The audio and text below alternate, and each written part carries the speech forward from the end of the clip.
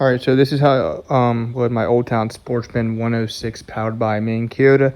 As you can see, I have a little cart that I brought 200 bucks off Amazon. Does great.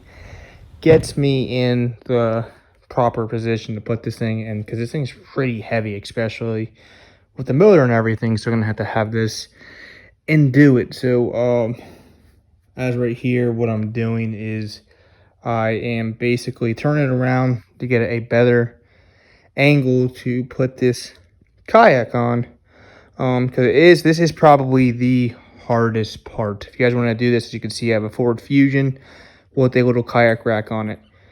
It is getting pretty hard. Look at that. That's the hardest part right there, getting up right there. And what I do is I use the left side of the kayak rack to hook it up, and it just holds it there.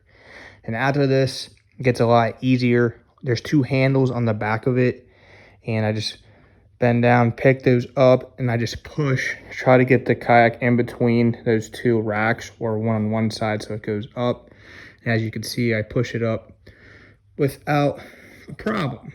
So, I mean, it's not that bad.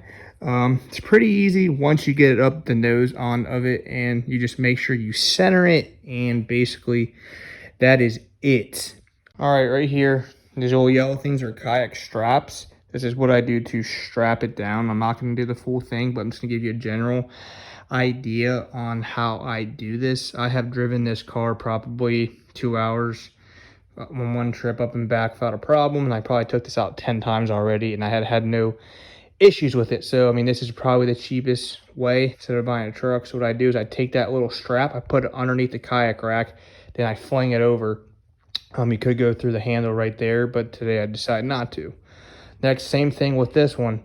You put it under the kayak rack and you just throw it over. Same thing as the first thing, and voila, that's what happens, and you're good to go.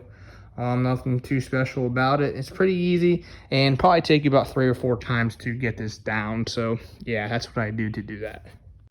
All right, I'm taking it off right here. As you can see, all I did was I turned it so I can pull it down from the kayak rack. Don't worry about it falling because that kayak rack will hold. As you can see, it slipped a little bit, but again, it's going to get caught on that kayak rack.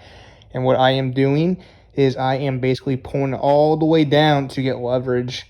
So when I drop it, it's pretty easy to set down because it's still pretty heavy, and I have had this falling off right there. Look, that's all you do is set it down and let gravity do the work, and voila, it's down. And this is pretty hard too. You got to get behind it and push so it doesn't fall, and you have to walk it down. I mean, as you can see, I can do it myself. Anybody can do it, and you set it down pretty easily. I do apologize for not getting the whole thing, but you get the gist of it. You just set it down. Then what I do from there is I'm basically going to put my cart underneath it, load all my stuff on it, and I am good to go. All right, so as you guys can see, I did put my kayak up there pretty quick. The reason why I did that is because I've been doing it forever.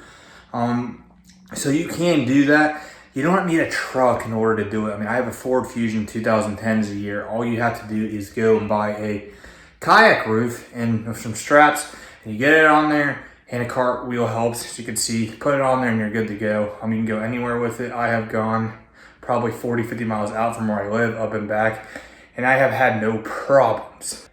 So that is about it for today's exciting episode of Hook and Bass 92. You guys can do me a big favor. Hit that like button, and also to hit that subscribe button, and comment below and let me know how do you put your fishing kayak on. If you have a truck, if you have a car like I do, you use kayak racks. And as always, catch big fish.